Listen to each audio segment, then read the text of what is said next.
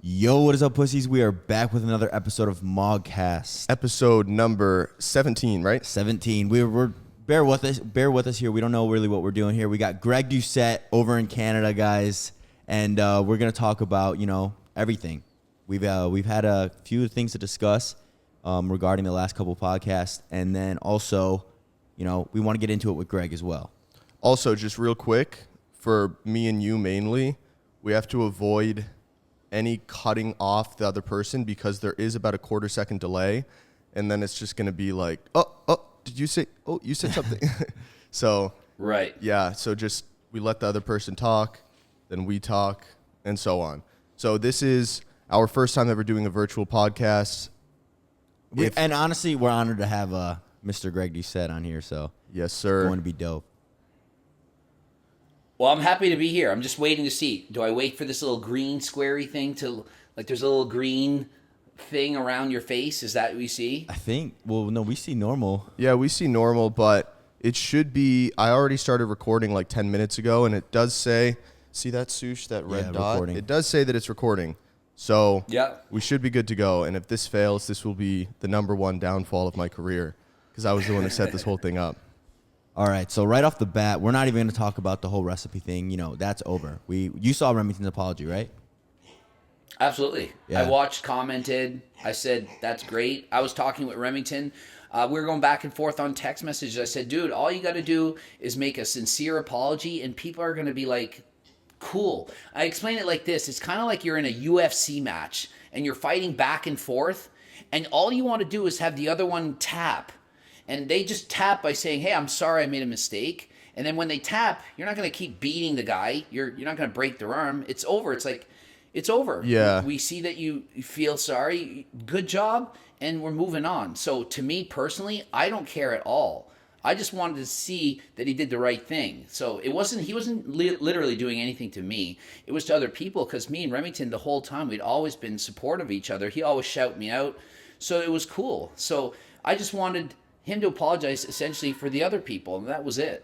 Yeah, well, I mean, I think what happened with the recipe thing is Remington, for the most part, stays out of drama, and I think one day he woke up and all these videos were dropped on him, and I've kind of been in that situation before where it feels like, holy shit, everyone hates me now, but it's actually not that bad. It's just since it's directed at you think it's the end of the world. So he kind of went into like panic defense mode. And then after we did the podcast, I texted him because I saw a lot of the comments that were left on the MogCast that were like, you guys should have been good friends and call him out. And I was thinking, fuck, we were actually really bad friends to him because we were just kind of like sitting there nodding our heads. We were being pussies, Greg. We were being pussies. We didn't want to say anything. We didn't want to say anything to him, like to his face, as we were at the table and stuff. And also, I just didn't.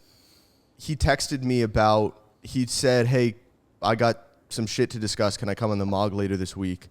And that was right after you dropped the Anabar video. So I figured, he wants to discuss the Anabar thing.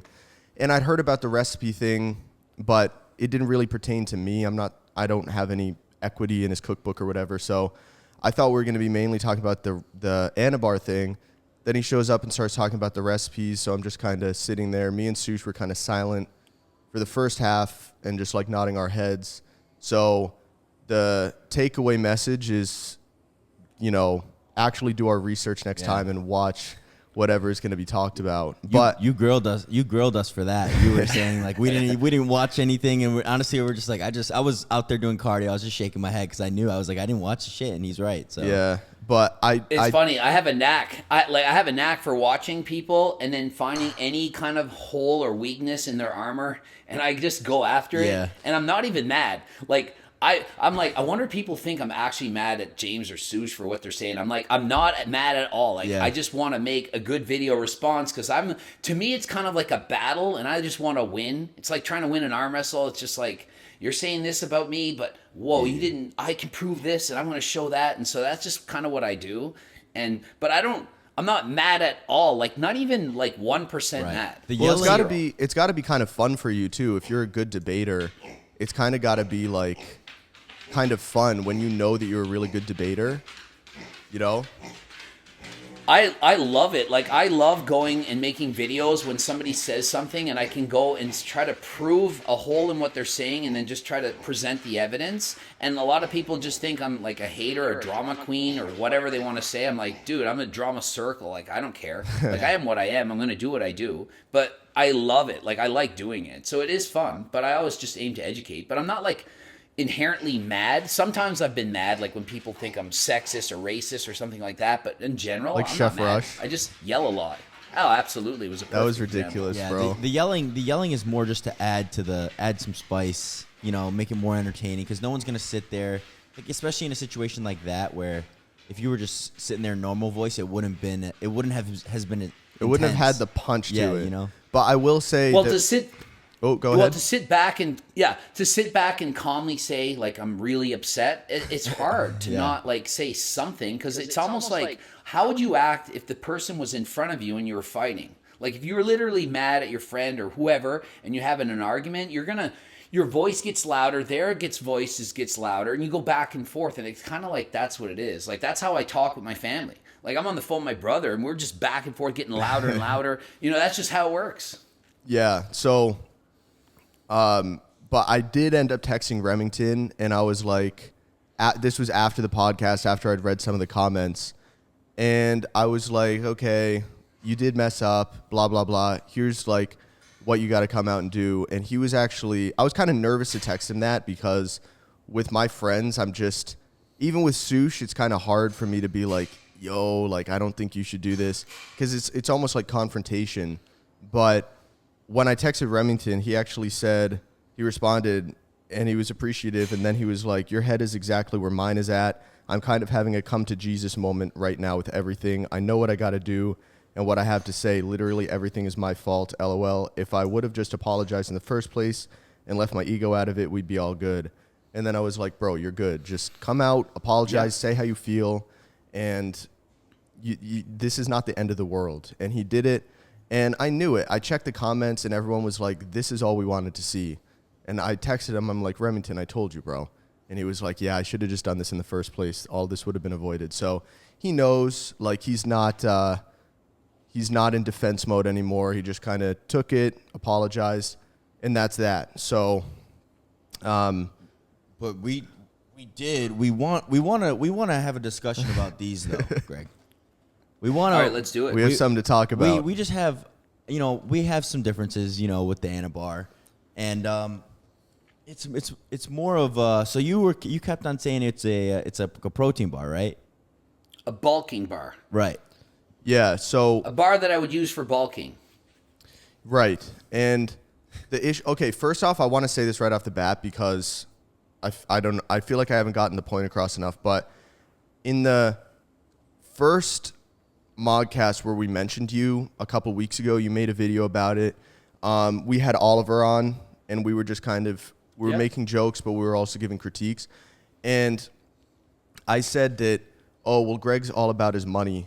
And from your response, I think you interpreted that as me saying he's only about his money at the expense of other people. And I just want to make it clear, that's not what I'm saying. I would say that Sush is all about his money. I'd say I'm all about my money. That doesn't mean that we're doing it that's just me saying, like, you're money oriented, you're business minded, which we all are. So that wasn't meant to be an insult ever.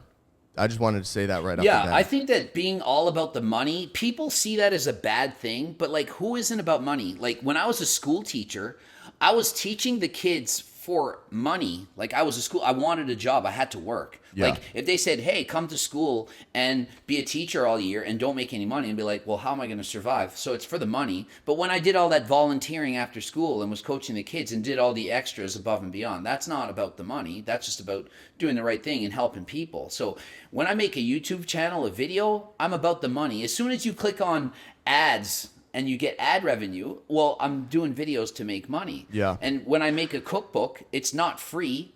I'm trying to make money, but I don't think there's anything wrong with that. So I don't see it necessarily as being a bad thing, but people should also know that just because I'm making, about trying to make a lot of money doesn't mean I don't care. So a lot of people just see money, don't care, and I'm definitely about both. So that is just the point that I want to make, like, for people to understand that, of course, I want to get rich, of course I do, but I also want to do it the right way. Yeah, well, that's basically exactly what I was saying, and I don't know, it didn't seem like, or it seemed like you were taking that as in like an offensive thing. And I guess some people might use that as an insult, but to me, that's kind of like, oh, this is a good businessman. He's money oriented. It's not meant to be an insult at all. But anyway, moving beyond that, just to cover some of the like specific points in your vid. For one, when we talk about, Quest bars taste like shit or whatever, we don't have any personal beef with Quest. They've never done anything bad to us. We're more using Quest as an analogy to talk about other kind of mainstream protein bars. And you said you did a survey on your story or something like that where you said, what's your favorite protein bar? And the way I see it is like, if I came out and said, what's your favorite supercar? Lamborghini, Koenigsegg, Pagani, or SSC, those other 3 supercars might be better if you ever saw them or driven in them, but most people are going to vote Lamborghini just because that's what they know. And personally for me, I'm in the fitness industry, so I know some bars, but I looked at that survey and I'm like, I've never heard of any other of these bars, much less tried them. So if I were to see this survey, I'd probably vote Quest just because that's the only one I know. So it makes sense that like half the people voted Quest is probably the only bar they've tried. Mm-hmm. But I'm sure some of the other bars on that list, if people were to have tried them, they would have been like, oh, this is actually better than a Quest bar. And that's a great point. 100% agree. Because like when I said, name your favorite protein powders, I did the same survey, and it was like all these famous brands, and I'm literally trying them out. And I'm like, y'all voted this as being good. Johnny Shreve was on the show, and he was trying to, it was like, they voted for this? And it's like, why? It's not even that good. And there were some that I'm like, this is way better, but it didn't make the list. But I think it's just because they didn't try it. So because Quest is so famous, a lot of people are voting that at 49%. But if they had to actually try all the bars, maybe it wouldn't even win. So, I mean, that's a great point. Yeah, and I just think Quest, okay, honestly, if I was doing a show or if I was cutting, I would probably go out and buy either Quest bars or something like a Quest bar just because the fact that I personally don't like the flavor of them and they're loaded with fiber would probably make me not want to eat, versus with Anabars, it's like they taste pretty damn good. I don't think, and you even said this on your original Anabar video, you were like, yeah, obviously they taste good. And I don't think there's a person on the planet that would try a Quest bar and an Anabar side by side and think in their heart of hearts that the Quest bar tasted better. But obviously where you were coming from was like, it's not a good, like, you can easily binge on these. It's not a good diet bar. Personally for me, it's kind of wrong for me to speak on this because I have a pretty small appetite. So I have an Anabar, and because there's fat in there and there's actual real carbs, it's satiating. It's more satiating than like a low-calorie food. And I can eat an Anabar and not feel hungry for a couple hours because it's got like actual peanut butter in there. But Sush, you've had some experiences with... Yeah, I mean, I binge. Like when I was eating like 2,400 calories, Greg, and I was binging at night and shit like that, and it was just terrible. And now I've kind of been able to control my appetite a little bit more, and I still fit in.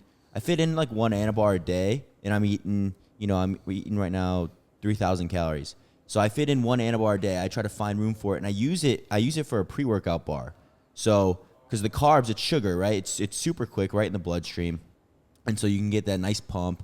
And then also that fat, it kind of sits in my stomach. So while I'm at the gym, it's like I feel full. I'm not craving. I'm not trying to rush out of the gym and go to a restaurant or something just because I'm that hungry. So I'm not thinking about food because like I know James knows that when I'm like I almost think about food 24/7. He has a bottomless pit in his stomach. He's a garbage. He's a garbage receptacle. So I think about food 24/7. So I crave the Anabar. My favorite part of my day is when I eat an Anabar. So I try to fit it in pre-workout, and then I use those carbs, I use those sugar, straight into my workout. So I think I would say if you would try it, and maybe it's 90 calories more than a Quest bar. I don't know how the fiber. I don't know how the fiber works. 70 more when you factor in the weight. I would probably 70-ish. Okay. Yeah, it's about 70 more calories, and it's not that I'm against bar. Like, it's just overall, I'm trying to be as lean as humanly possible for me, which is like 9%. And for me, that means that my hunger signals are going to be higher. There's more ghrelin coming. Right. Like I keep saying, punch in the face, ghrelin, hunger hormone. So I have to eat almost every food I can to be as low calorie as possible so that I don't want to overeat. But if I allowed my body fat to go up to say 15%, those hunger hormones wouldn't be as strong. I could eat bars like that and it wouldn't maybe make me crave other foods. But for me in general, I have to avoid it, but it doesn't mean you can't have it. It just means if you're trying to do everything possible to lose weight, keep it off, it's going to be a little bit more difficult with that versus another bar like the Quest, for example. Or for me, I make my own homemade protein bars, the Score protein bars, which have a lot more protein, fiber, calories in those relations. Like the macros are just a bit different. But it's easier for me. And previously when I was dieting, I used to eat Quest bars. So going back like 8-9 years ago, dieting for shows, I would eat Quest bars before going to the gym. But it doesn't mean you can't eat other foods. You can eat a freaking Kit Kat if you want, as long as you're in a calorie deficit. It's just what will allow you to be in that deficit. And if you eat the Anabar and you can handle it and you're still fine, then that's awesome. If you can't, then maybe it'd be better to switch to another bar that maybe has higher fiber content, less calories. So, yeah, and I think it's because Remington is known as the anabolic guy, or one of the anabolic guys. Everything he does is like anabolic. But then the Anabar thing is a 50-50 partnership with Ryan Ankrum, who is kind of the opposite. He just eats what he wants and gets huge. So that's why Remington and Ryan got together. They were thinking this protein bar, and Ryan said, all right, let's not call it a protein bar. Let's call it a performance bar, because this isn't meant to be a diet bar. And they've never, me and Sush, obviously, on the MogCast, have never referred to it as a diet bar. In fact, we've even said, listen, these are like high in calories, so if you're trying to cut or if you're going for a show, probably not the best idea. But, if you have maybe a low appetite and you're cutting, it's not going to be the end of the world if you're not the type to binge. But yeah, they've never referred to it as a diet bar. We've never referred to it as a diet bar, or really even, we've probably called it protein bar before, but really the way they market it is like a performance bar. So it's more like a meal replacement bar that has the added benefit of having protein in it. And for someone like Hannah, my girlfriend sitting over there, she is the type to really just love carbs and protein. She doesn't eat a lot of fat. She probably only gets in like 30, 40 grams a day. And it's kind of a struggle for me to be like, here, put some grapeseed oil in the pan when you cook your turkey, your 99% lean turkey. You got to get some fat in your system. So for her, Anabar is really good because it's an easy way for her to get, it's like 11 grams of fat, right? Mm-hmm. So I don't think she's the majority, though. I personally love fat. But just as a side story, because Sush was talking about when he was on 2,400 calories, this was when we'd first moved to Houston, and also when I had first met Sush. Me and Sush moved in together. We didn't know each other. And we had just moved in. He was on 2,400 calories a day, and he wasn't losing weight because his metabolism at this point was shot. His ghrelin was sky high. And I remember it was a week-long thing where we went to Costco, we bought these tubs of peanut butter, and they weren't like the little personal tubs, they were like the big family-sized, and I remember he went through a family-sized tub of Jif peanut butter in 2 days. Yeah. That is 8,000 calories in 2 days. And only at night, too. It was like I would go into bed and, I'd brush my teeth, and then I'd be like, you know what, I kind of want, like the craving started kicking in. And I'd go in the kitchen, and I'd stick my spoon in there. He would do the thing where he would try to trick his brain by brushing his teeth. He'd eat his 2,400 calories for the day. Maybe he'd have a spoonful of peanut butter, and then he'd say, you know what, I'm not going down this route. I'm going to go brush my teeth. And then he would literally lay in bed for like an hour awake just thinking about peanut butter the whole time. Mm. And he'd get up, and he literally ate a whole tub of that, 8,000 calories in 2 days. And I didn't really know that this was an issue. Because for me, there's no such thing as binging, really. I'm always kind of trying to perma-bulk. And for me, that would be good. Like, if I could eat 8,000 calories in 2 days, that would be great. But for him, he would kind of make jokes about it once in a while. And then, like, a couple months later, it was still an issue. And that's when I realized, like, okay, I can't be like condoning this. I have to like help him, you know, give him moral support. Don't binge, bro. And then he finally went on his bulk, and you got up to like 3,500 calories a day. Metabolism started going again, and now he's all good. See, and that's the thing that I wanted to talk about real quick is actually we should probably stay on the Anabar topic, just because I was gonna say this was just that because we talked about this on DM, is like when I remember watching you, however, a year and a half ago, and you were talking about, you know, macros. You would say the macros don't really matter. It's all about calories, right? Calories in, calories out. And so that's why when you were so upset about the fat content and the sugar content, I was like, but at the end of the day, it is just calories. So if you can get in that deficit, you know, who cares what's in that bar, right? Who cares? Yeah, but so that's the point thing. Was that that's the thing with calories in, calories out. No matter what, it always comes down to, are you in a deficit or a surplus to lose weight? So the thing with the macros not mattering is, what I'm saying is, you eat your protein. Everyone needs, you need your protein. Say it's a 0.5 gram, 1 gram per pound of body weight, whatever. But if you get the remaining calories from candy bars, protein, fat, whatever, at the end of the day, are you in a deficit? And if you are, you're going to lose weight. The problem is, if you try to eat in a deficit and you eat shit foods, like if you're doing if it fits your macros type of dieting, which a lot of people do, it's just like eat whatever, you end up being more hungry. So like if I eat if I eat more high calorie dense food, like the peanut butters, the nuts and chips and stuff, like I eat about 3,500 calories a day. When I made one video and I'm just like, I'm going to eat single serving size. I was at 5,000 calories and I was out of my mind starving. And it's because I was eating shit foods that weren't from my cookbook. They weren't low-calorie dense foods. They didn't have the fiber content, the fruits and vegetables that I normally would have. So I was just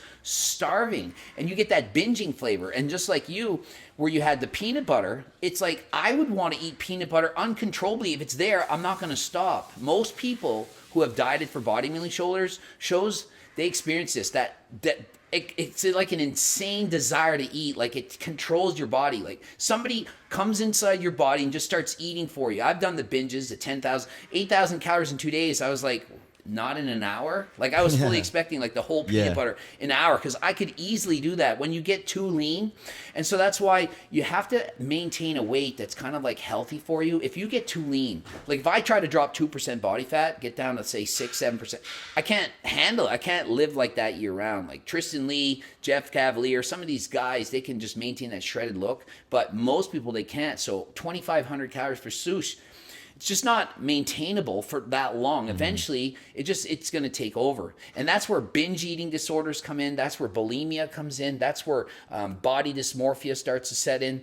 People just look in the mirror and you're trying to have this unrealistic look that you can't maintain. So upping the calories to 3,500, maybe you didn't need 3,500, maybe 2,900 would have been the magic mark. But you have to eat enough so that you can control those cravings, so you're not like losing your mind hungry all the time. Which in that case, I would say if you do need to diet and you're that hungry, the protein ice cream over the head, that voluminous filling lower calorie recipe, like that big huge massive Ninja blender full of ice cream before bed, maybe it's got 400 calories. That's going to fill you up more than, for example, if you went to an Anabar before bed. Doesn't mean you can't have the Anabar before the gym or something like that if you can control your appetite. But if you're voraciously hungry and you're like getting there with the peanut butter, the high calorie dense food, that's the problem. Because a little bit is going to just fit in your stomach with no problem. 4,000 calories of peanut butter, I can eat that easy. 4,000 calories of protein ice cream, try doing that in an entire day. It's hard. I tried. It was a nightmare. Do you feel that when you eat all this low calorie dense food, do you feel like it's almost like you have a lot of volume in your stomach, but you're not full? Do you feel that? Because sometimes I feel like if I used to make protein ice cream. I stopped because of the yogurt was fucking with my acne. But when I eat the protein ice cream, I would get full, but it might have been the xanthan gum or something. But it just made me feel a little weird. Like I was full, my stomach was expanded, but I didn't feel full. You know what I'm saying? Do you feel that? Yeah, I totally get what you're saying. And it's first off the Greek yogurt. You don't need that in the protein ice cream. There's so many different recipes. You can make them without it. There's varying. I mean, I'm more of a big frozen strawberries. That's what I like in it. But there's varying recipes. But you put too much xanthan gum or guar gum, it can give you that really massive stomach bloat. I had a couple of roommates, and they would put like 3-4 teaspoons of guar gum. I'm putting in half a teaspoon. Imagine 6 times more. And it's just like a foamy like nightmare. Right. And then their stomachs are full, but they're still hungry. And that happens when you're below your like set point of what body fat percentage you want to be. Everyone has this general, like, say mine is 8 to 10% that I want to be at. If I get below 8, my body's going to start making me crave more food. And if you are full, you're still hungry. It doesn't matter. I point to the rock when I say that. So, if you're dieting down and you're at 5% body fat, it doesn't matter how friggin' full you get, you're still hungry. Mm-hmm. So you need to raise your body fat to a point where it's like a realistic thing you can maintain, and then you won't get that problem. So the fact that you're full but still hungry, that leads me to believe that your body fat is too low for what your body genetically wants you to be at. Yeah, well, I mean, I wasn't even that lean though. That's the thing. That's the thing that's disheartening. Yeah, but I was like 12%. It can happen at 15, 20%. Yeah. Like there's generally like somewhere for most people like 10 to 20%. That's where it is for most people. There's people that will get that feeling at 30%. It's sad to say, but like they're like, I've coached people. They're like 400 pounds. They diet down to say 250. They're still obese, but they're starving. They have no energy, no sex drive. It's not good. I'm like, for your body, it's not healthy for you to keep dieting down to 15%. They want to do a show and whatever, and I'm like, it's just not healthy for you. It's not in your cards. Genetics don't work like that. So despite the fact that maybe you don't have a rockin' 6-pack, you can still be starving all the time, even though you're full. And if that's the case, I just suggest to people just try to be happy with a higher percent body fat. What's healthy for you? And it's not single digit body fat for most people. Most people probably 15%, but it depends. Really does depend. Have you looked in? Wait, I was gonna say the ghrelin antagonist. No, it's the GLP-1 agonist. That Derek made a couple of vids on it. And I believe it is a ghrelin antagonist. I don't know if it's directly or indirectly, but all I know is that obviously for decades they've been testing all of these anti-obesity drugs, and a lot of them are stimulant-based, and all that does is basically rock your adrenals and you're still hungry. But then recently they tested these GLP-1 agonists, which like directly lower the amount of ghrelin you have. And people were losing like 40, 50 pounds in a few weeks, and they just weren't hungry. They were like, I feel satisfied on 2,000 calories a day. And honestly, I think if I were to do a show or something like that, I've never done a proper cut until now. For like the past 4 weeks, I've been trying to cut. And just to speak on what you said about the low-cal foods, like I've always had an issue with appetite and eating enough food, and it's because I was trying to dirty bulk. And I'd eat a burger and it would have so much fat and so many carbs that I would just feel full for like 3-4 hours afterwards. I just couldn't eat because I just felt like the heavy pit in my stomach. And as soon as I started to cut, I was thinking, oh, this is going to be a breeze because it was so hard for me to bulk before. It's going to be a breeze for me to cut. And then now I'm like 4 weeks into it and it's starting to get a little hard, and I'm trying to eat these low calorie foods, the low-cal bread with the egg whites and smoked salmon, and I'll eat it, and it'll be a large volume of food, and then I finish the meal, and I'm like, I'm still hungry. This has never happened before. It's such a weird... What it sounds like for me is that you have a smaller genetic set point window for body fat. Like most people, it's going to be a higher range. Like for me, if I just eat what I want, if I eat like my girlfriend, because I've done the bulk. I try to get fat on purpose. I got to 236 pounds, and give you an idea, I'm 192. So I was over 40 pounds heavier. My body fat was well over 20% body fat. I was trying to get a world record in the bench, eating everything, anything, any kind of junk food. I'd start waking up middle of the night throwing up, not because I was bulimic, but because literally I couldn't keep the food down. So I was just trying to eat anything, and I hate it. It was making me miserable. But I can get down to like 9%. 10% before my body starts getting really hungry. So I can diet down to where I am now quite comfortably, but to get fat, I can only go into the 20s. So for you, let's say for me, maybe between 9 and 25% is kind of like my sweet spot. Maybe for you, it's 12 to 15%. You go over 15 and it feels like you're force feeding to get fat, and you get under 12 and it's like you're already hungry. You have a smaller window, a genetic set point. It sounds like that's what's going on.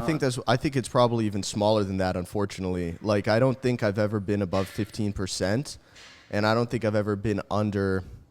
I mean, maybe when I first started lifting and I was, an ectomorph, to put it simply, even though that's like not true or whatever, I was probably 9%. I was pretty shredded. But even with my strongest bulk ever, I've always had pretty visible abs. So yeah, I think my window is maybe like 10% is where I start getting pretty damn hungry and I get cravings at night. And then like 13% or 12% is where I'm like, oh, I'm so full all the time. It's really annoying. Well, honestly, how many of us want to be in your shoes? Almost No, everyone I know, coach I wants know. that. That's my I'd thing love to is, be in that little small window. Yeah. I have a trouble getting fat. Oh, damn it. That sucks. It sounds amazing to me. I want to be able to just eat and be full. If I just get off if I stopped eating from like my cookbook and just ate whatever, I would put on 25 pounds of fat real fast. But then I would be that would be it. I could eat pizza every day and it would just be that 25 pounds of fat. Problem is, I don't want the 25 pounds of fat. Like I just don't want to. But most people, I'm luckier than most. My genetics are a lot better. Most people put on 50, 75 pounds of fat if they just eat pizza as much as they want. Yeah. So like my girlfriend, well, she's eating pizza and garlic fingers every day, it seems. And she just like is 140 something pounds. She just can eat what she wants and maintain it. When I had her dieting once for powerlifting, she had to cut weight to make a weight class. We tried to get her down to 1,800. Most days failed. She mostly cheated. And she was losing 2 pounds a week on 1,800 calories. Off season, 3,000 calories. I'm like, you're almost eating as much as me. And you're a female and you're hardly working out. It's just like genetics. So it's just your body, your DNA basically predetermines you're going to be around this weight, and there's not much you can do about it. I mean, for me, absolutely. The biggest thing that helped me was obviously stuff like Rowalskine, which is like a form of yohimbine, helps with appetite. And then for when I'm bulking, MK677, obviously. I'm not recommending that to anyone, but I'm just saying for what helped me, it did help me put on some weight. But even with these additional drugs, it still was a struggle. And then you've got people like, Zach Jennings or Anthony Mantello, who they can basically just press a button. I want to be at this body weight, or I want to be at this body weight, and they can just like eat. I don't want to put their work ethic down by saying this, because I know there's a lot of like mental strength that goes into it, but it just seems like they can eat to where they want and then just stick there. And then, I want to do a show now. Bam, they can just go right down. Yeah. It's crazy to me. And I know Zach, he was kind of doing like the death diet type of thing, where it's like, for as big as he was only prepping for 8 weeks. Yeah. Dude, he was like, he must have been, I think he'd agree, he was probably 20% body fat at his biggest on his bulk. And he was like 240 pounds. He's around 6 foot. And then in 8 weeks, he diets down and he gets shredded. I mean, his conditioning was great. Cal, get him out of the wires. His conditioning was great. In 8 weeks, he goes from 240 down to, I assume it must have been like 200 or 190. I mean, he was shredded. And then he just, the next week, he's up 40 pounds again. Yeah. And then he just maintains that. And he told me, I said, hey, did you ever cheat? Because, something like that where you're going from eating 5,000 calories and then, 3,000, 2,000, I think it was down to 1,100 at one point as a guy. And I said, dude, did you ever cheat? Because I'm thinking, how the fuck are you doing this? And he was like, honestly, one time I had like a Snickers bar. That was it the whole time. Like a Snickers bar. And I was just thinking, I feel like that's genetic. Yeah, it has to. I really feel like it's genetic.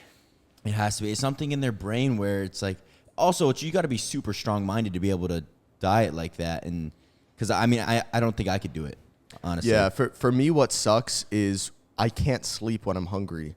Some people can just like turn off the hunger pains and just go to sleep. For me, if I were to ever do a show, I'd have to do what Sush does, which is basically save 75% of his macros for his like last 4 hours awake. so that I feel full right before I go to bed. Because last night I couldn't sleep. Like, I was just too hungry. Yeah, what's your opinion on, not so much of a intermittent fast, because I already know your opinion on that, but it's kind of like Will Tennyson brought it up to us, and he said it's a macro fasting. Yeah, it's a macro fast, right? You get your protein in, and then maybe right before you work out, you get some like 40 grams of carbs, and then you kind of save it all to the last few hours before bed, and that's when because before I go to bed, that's when I like to eat for some reason before I go to bed. Some people refer to that as like carb backloading, where you're eating all the carbs in the evening. I mean, personally, I'm not a fan of that at all. And if you're having trouble with sleeping, I look for other means to try to fix that. Like, are you actually having too much caffeine or stimulants later on? Are using like Clen, for example, certain things that are going to keep you up at night? Is a person on Tren? Personally, sleep is the biggest issue for me when I'm dieting. If I'm on Tren, I'm not sleeping. And even when you're natural, like I did 42 shows natural, I used to sleep 3 hours a night near the end. I'd have no sex drive.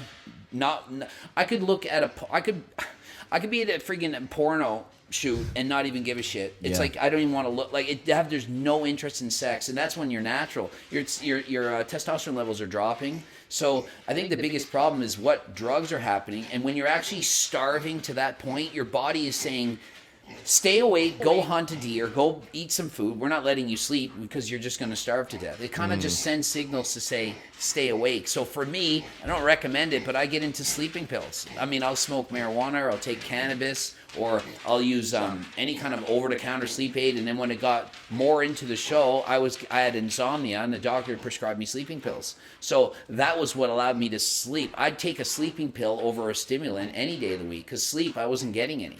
There's no way I could have done these contest preps without the sleeping pills. Like, that was, to me, more important than the drugs. Like, because I was like, how can I function if I have to sleep 3-4 hours a night and I'm hungry the entire time? All day is easy. Dieting, no one wakes up in the morning and says, I'm going to have a cheat meal. It's in the evening before bed that you get out the tub of peanut butter. That's what the problem is. And if you can't sleep, you're laying in bed at night and you're just starving, I mean, how do you do it?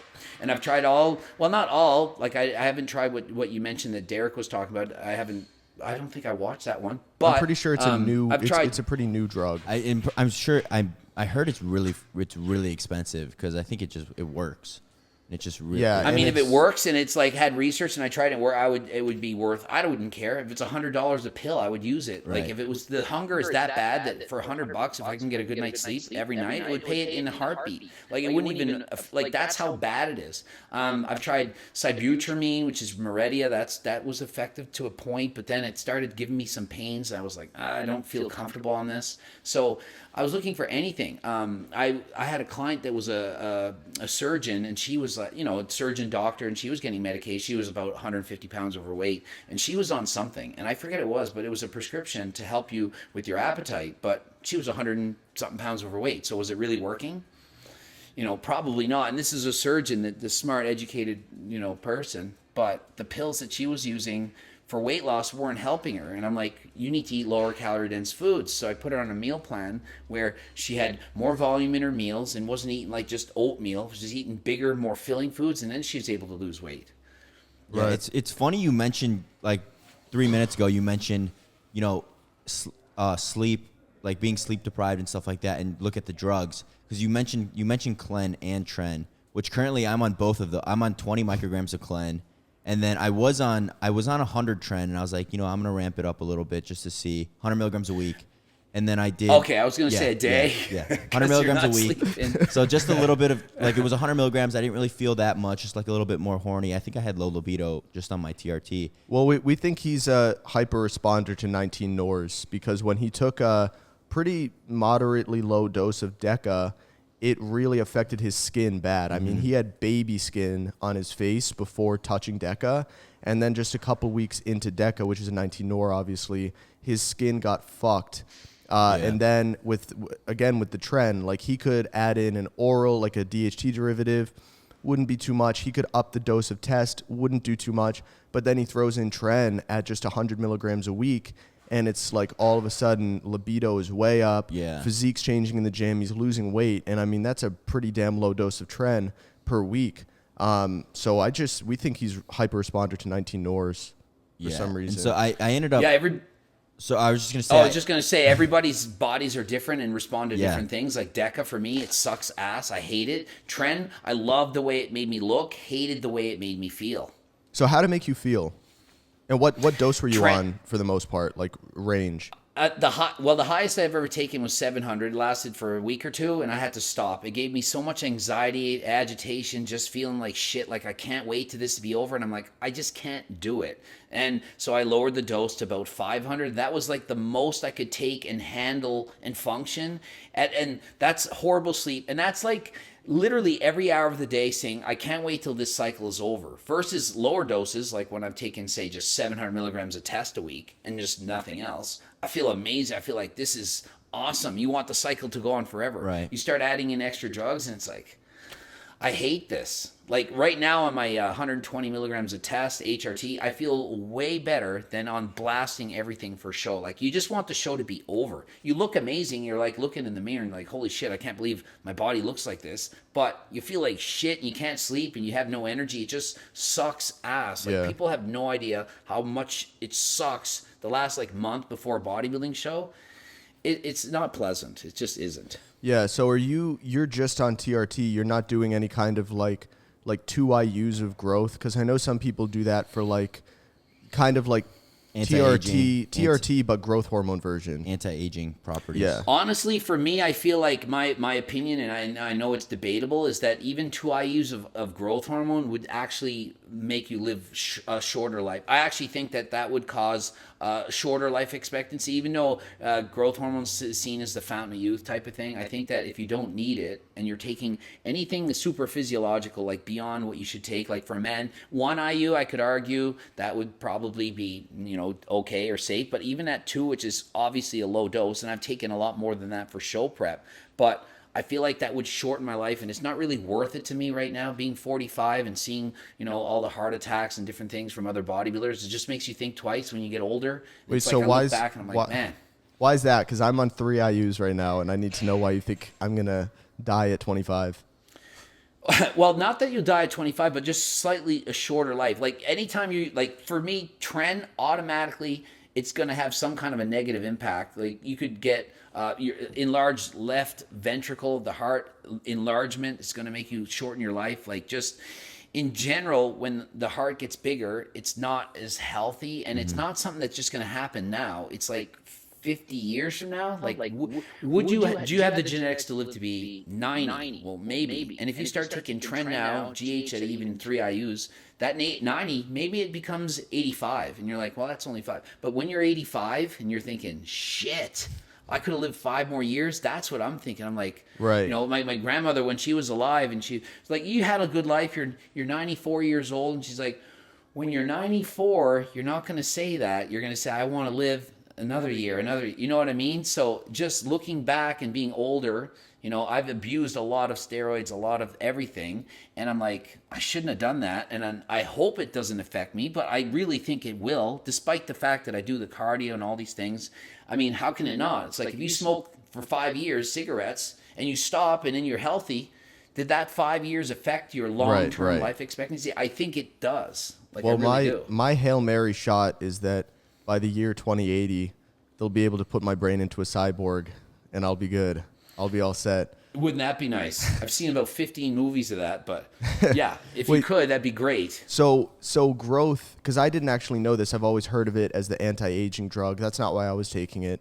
I was just taking it because more satellite cells or whatever, and body composition. So what exactly does growth do that you think, does it like grow your organs? Higher IGF-1 levels, like increased IGF-1 levels. I believe that in the long run, people that have higher levels are actually going to not live as long. I think it becomes like this. Do you want to live a long life and be smaller, or do you want to live a shorter life and be bigger? And the bigger you are, the less likely you are to live a long time. Even debatable is like, does having this much muscle actually shorten my life or lengthen it? Like, I'm technically obese if you look on the BMI chart. Right, But am I yeah. fat? No, but it's extra muscle that has to be carried. Muscle is metabolically active tissue. The heart has to support that. So although I'm doing a lot of cardio, there's a lot of extra weight. And does it really, like, how much does it matter if it's body fat or muscle? Like, if you're 275 pound, big Rammy, 300 pounds, and it's all muscle, is that actually healthy? No. And I'm going to say,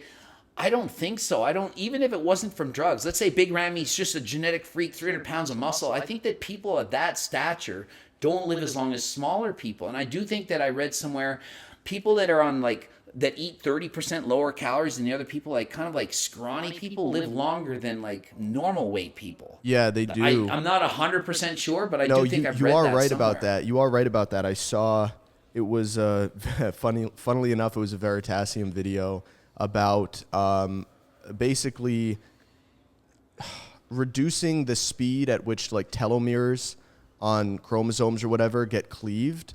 And the biggest thing you can do is eat less food, which obviously that's not an option for me. So Yeah. I get it's because like IGF-1 can like grow your organs, which obviously that's no bueno. Is that why Like, you think it shortens it? Like, honestly, I haven't done enough research to know the exact reasons why. I just feel like I believe that that's the case. I think that there's enough research to say that it probably is going to shorten lives, but Yeah. by how much, I'm not sure. I'm over pretty here much- like, am I gonna die? Am I No, gonna it's pretty die? much it's pretty much like, you know how like big dogs, like Great Danes, they don't live long. Yeah, that's true. Because their heart just can't handle it. They're big. It's a big dog, so it's like the Yeah. smaller dogs live forever. You know, the yappy ones, and then the bigger ones, you know, they don't last as long. Yeah, So it's Great kinda like Danes have that. an average lifespan of like 7 years or Yeah, something And then crazy, so- small like Chihuahuas, they can last like 20 years. So but, maybe it's something like that. You know, your heart can't handle all that mass. Yeah, but whether what- it's fat or Yeah. not. but what you were saying, I feel Greg, like sorry. I- I just Go ahead. I wish I knew everything, but there's so much to know. Like, I have a master's in kinesiology, but I'm not an anti-aging specialist. Like, I can't know everything. You can know a lot about one thing, or you can know a little bit about everything, like a jack of all trades Yeah. or an expert in one. And I feel like I know a lot about a lot of things, and That's exactly how primarily I feel. like how to lose weight and like build muscles, like kind of a specialist. I know a lot about PDs, like what to take, but to know about all the like the finer details, Yeah. I just don't have the experience. I just don't have the time to research every single thing. So I kind of like get like, yeah, I believe this, but I can't say exactly why I believe it. right? And that's how I feel, because like I feel like I'm not really an expert in more than like one or two things, but I just know a little bit about a lot, and because of that, I've gotten this like sort of reputation on MogCast is like, oh, James is like so smart or whatever, which means whenever I fuck something up, people like come after me because I'm supposed to be the smart one. It's like, guys, let me make this clear right now. I am not an expert on 99% of the stuff that I talk about. I just sound smart because I know a little bit about it. So it's like, oh, how does he know that? It's probably because I watched a YouTube video Yeah. on it like 5 years It's like- ago because I was interested in it. It's like, you know, the surface of everything, but you don't really know like what's deeper down in the surface, but you know everything. Yeah. Like every topic. I've said this a lot of times. If you want to sound smart, talk about something that you know 5% more than someone else. It only takes a small amount more knowledge than someone else to look like you're a freaking genius. You can talk, be like, you just say one little point that they haven't thought of, and it's like you know everything. And most people, they're idiots. They're morons. So I can sound like a genius on a rant on one of my shows because most of the people that are watching it, they don't have PhDs. So if you have a master's in kines, you're going to know quite a bit, but it doesn't mean I know everything. So I can say a few things, but doesn't mean I studied every single detail on every single topic. And so you get, out of 1 million people that are following you, you get like there's 100 scientists out there, and they're going to be excessively pedantic and look at every single word you say and say, oh, those two, not quite, but in this situation, and then make a video about you and say, you're an it's the idiot, you don't know YouTube anything comment about training harder scientists. than last time, it doesn't work because of this, and it's like, Yes. Yeah. Really, There's people? always Like, it happens all the scientists time. in all of our YouTube comments. There'll be some expert on something that we talked about. It's like, this is not financial advice. I feel like I got to put that, because after we did a podcast with Cousin Crypto. He's a guy that's really into cryptocurrency, And even he wouldn't consider himself an expert. He even said, I'm not an expert on this. And I'm even less of an expert than him. But just because I knew like what blockchain was and I've been in Bitcoin for a while, people were DMing me after the podcast asking me for like crypto advice. And I'm like, guys, I literally don't know. I just got lucky and bought it when it was low and held on to it for years. Like I'm not an expert on it. And that's the way it is with most things. And then you got someone in the comments that's like, well, actually, I got my master's degree in blah, blah, blah, so I know all about this. And I'm like, okay, great. I don't, you know? You always used to mention, like, you have your master's in kinesiology. When I was in school, I dropped out. But when I was in school, I changed my major because of you. I changed it to kinesiology. And so I don't know, this is not a shot at you, but I don't know if this is just because maybe it was like different time frame or what. But I know that when I was in kinesiology class and I was taking like exercise science, all this shit, I was like, you know, a lot of this is bullshit. And it just doesn't I mean, I learned it, but it was really nothing that I could apply it to like fitness. Right. And so when I would hear you say, once I joined that major and I would hear you say, I have a master's in kinesiology, I would think sometimes, like, honestly, in my opinion, I don't think that means that much. Not saying that I'm discrediting you, but I'm saying that at least at my university, the kinesiology program, it was just like. I just want to add one thing though. Like, if you, like, I get what you're saying, but I was in school for computer science, and that would almost be like me. I took 2.5 semesters of computer science, and that would be if I went to a software developer at Google and I was like, oh, I took computing 1 and 2 and 3. So I know, like, your job isn't that hard. And meanwhile, they're writing algorithms that are like a million times over my head. I think it's just because it's like it's an exponential decrease in how many people pass each class. When you're in your preliminary classes, 99% of people are going to pass them, basically regardless of major. But then as you get up into your final bachelor's classes, they're really hard. Maybe only 50% will pass them. And then once you get up into master's range, now you're talking about like the top 0.1% of the most difficult aspects of kinesiology, which you would never come into contact with in some preliminary classes at college, you know? Well, to be fair, most people in kinesiology I found were not that smart. Yeah, that's what I'm saying.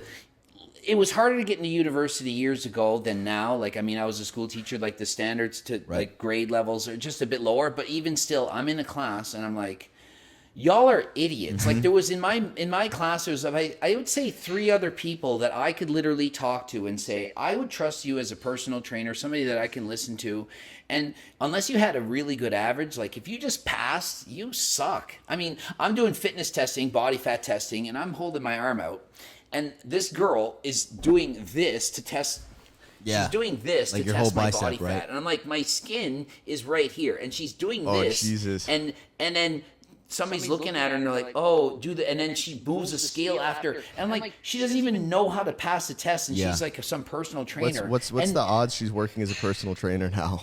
Oh, there probably are. And I was like, you guys, like, it was so frustrating to just be like, these people know nothing. But like, I mean, not to brag. I had the highest average, the highest GPA. So I won the award. I had the highest average out of anyone. I went to my master's and I had the highest GPA. So, I mean, if you just have an average mark and you just passed, I'm like, do I want a coach that is average? Like, if you went to a doctor and you had some kind of illness, do you want them to have gotten a 70? Like, so 70% of it, you want like 90s. Yeah. Like, you want them to know everything. So I agree with Sush. Like, just because you're taking kines doesn't mean you're smarter, you know something. And just because you haven't taken kines doesn't mean you're not good anyway. Like, my brother, Steve, we call him Editor Steve. Steve doesn't have a kines degree. He has a master's in statistics, but he was a biostatistician. So what he did for a living is read studies, analyze them, critique them. What is it, right or wrong?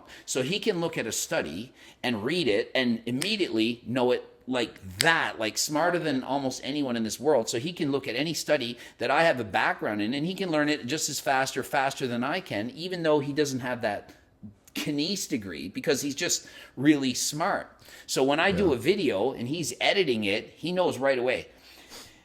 you said a mistake here. I read that study top to bottom, and you said this, and I'm editing that, and we'll debate, and we're like, yeah, but it said this. Yeah, but the statistics, the t-test, this and that, and the confidence, and I'm like, okay, let's take it out, and so we can debate, because trust me, when you make 1,000 videos, they'll remember the one mistake you made. Right. So any mistake, a million people watching a video, they're going to be like, gotcha, you made mistakes. And to put that many videos posted in 2 a day, not to make mistakes, it's hard. It's very hard to do that. So it's almost hard. It's almost as hard as you can imagine, because every video you're going to say like 20 different points. And when I say I'm right, like 99.8% of the time, it's like a joke, but it's because I only talk about what I know.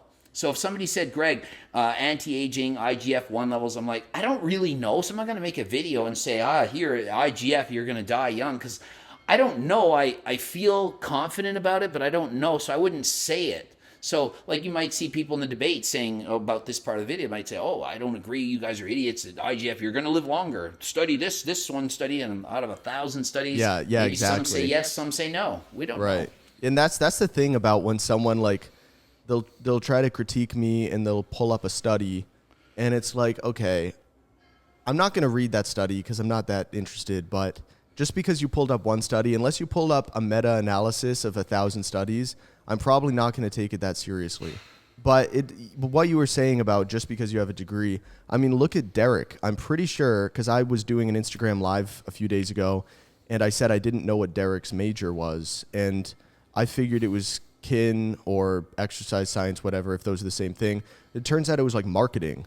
But I would trust Derek. Yeah, I thought he had a business degree. Yeah, he does. I thought, it's but marketing. I wasn't sure. And but it's like my brother. There's the same thing. Like my brother will read this. Like I've gone through a lot of data that Derek's gone through, and my brother's gone through it, and he'll read it over, and he doesn't always come up with the same conclusion. And he explains why, and like. You have to be quite smart to be able to read the studies and to talk about it. And Derek's vocabulary, you can see it's quite high. So you know he's smart automatically. And my brother is really smart. So he can read this and he's like, yeah, he made great points there, but they didn't really compare this part of the meta-analysis. That the bias in the study was this, but that's what Steve does for a living. Like he has to, well, he doesn't anymore. He's my editor. But we used to do that. He'd have to pick apart these studies and he'd be paid. Like, does Prozac cause suicides? Prove it, yes or no. Research this for the next 3 months, read 1,000 studies, incorporate this whole thing and put it out, and then bang, he's got this big thing out on, wow, there's actually suicide and by this much, and he can prove it. So he does all these researches, and Derek, I think he can do the same thing. He just reads a bunch of studies and can read it and understand it and see, is there bias? Like, does this actually work? Because most people, they can't do that. They read a study, they see the intro and the conclusion of this, but they don't see, here's the flaws of the study that is why this doesn't actually make sense. Yeah, you got to look at the actual, what's it called, methods or whatever. And so you can, because when you skip to the conclusion in any study, that's just the conclusion that the researchers have come to.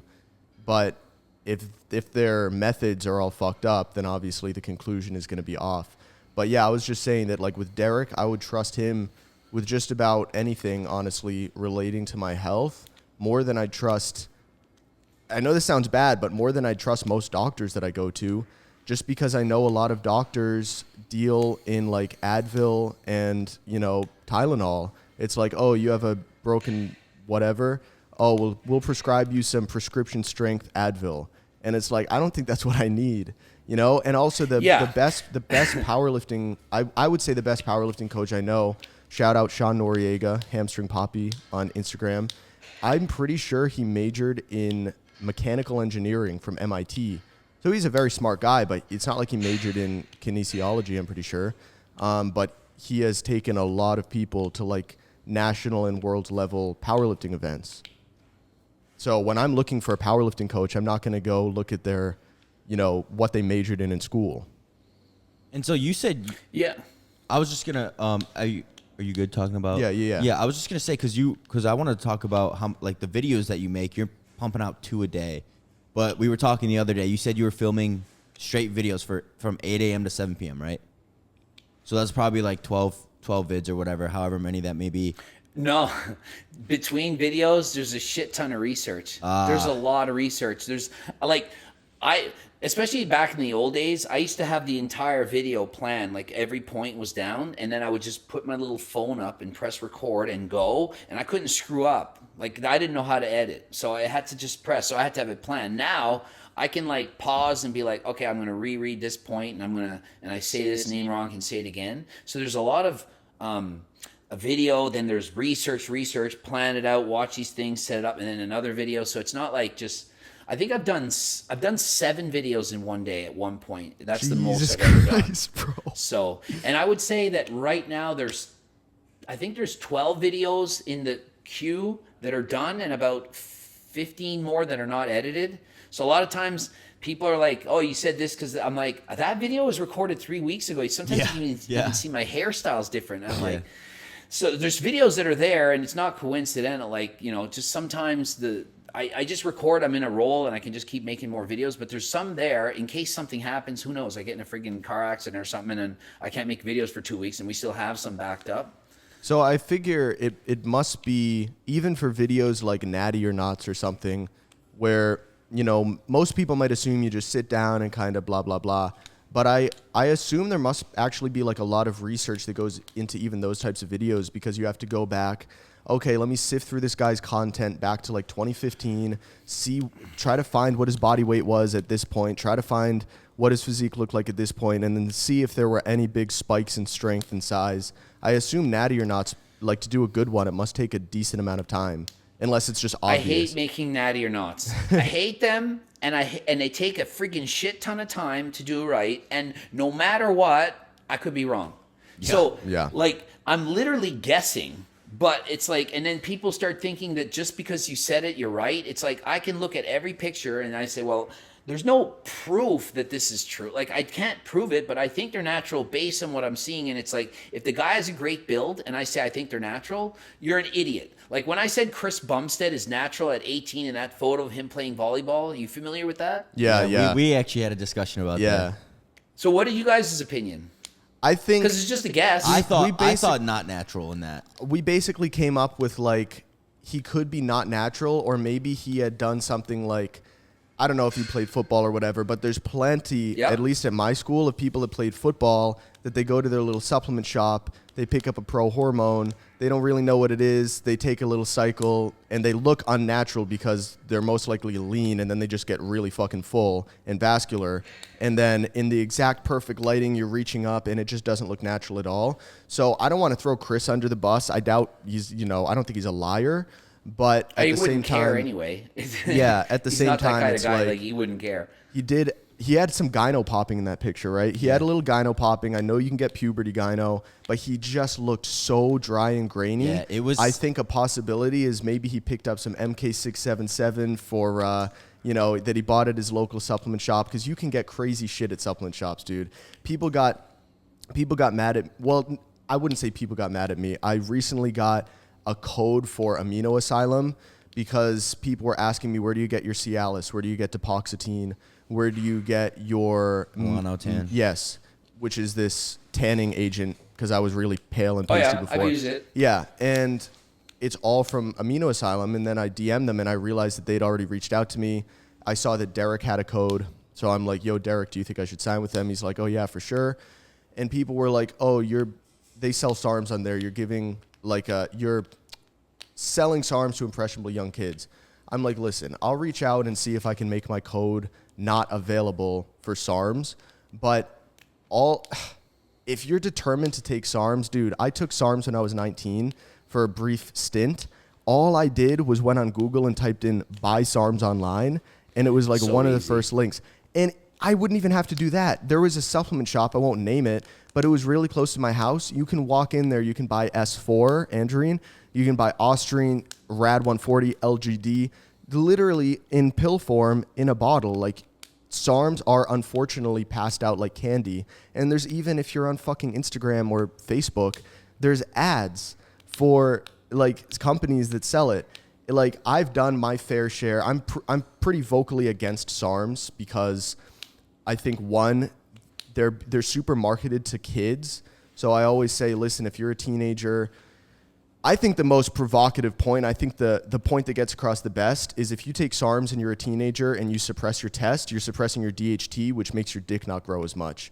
And I think if any teenager hears that, he's probably going to want to stay away from SARMs. But above and beyond that, well, it wouldn't have worked for me because I was done at 13. I was full done puberty in every way, in every sense of the way at 13. So, by the time I even thought about taking anything, I was well past that age anyway. But yeah, so, I don't know. To me, it's like alcohol. Am I against people that want to drink? No. But am I against teens drinking? Yeah. So I'd feel it the same way as SARMs. I know it's not for human consumption. I don't suggest it. But if you want to take it, to me, it's like alcohol. Alcohol, I would argue, is worse. So it's not like I'm against it. I'm not hypocritical. I've taken the SARMs. I've taken everything. So I'm like, just don't do it when you're young. So as far as having like a code or whatever, I'm like, it's not your fault if they're selling it to 16-year-olds. They're not supposed to. Like, they have to not do that. So that's like, it's like, if you owned a liquor store, I mean, the liquor store can't sell to minors. I'm not going to be like, that 16-year-old snuck in and buy that beer, like, shame on you. Right. That's how I see it, like that. Yeah, and after I announced the code, the very next slide, I'm like, listen, I want you to hear me out. And I basically posted a bunch of stories of like screenshots of questions that I'd gotten, and I was just publicly responding to them. And I'm like, all right, I just laid out a whole case as to why you shouldn't take SARMs. In my opinion, in general, even if you're 25, I think if you're considering taking SARMs, you might as well just get on test.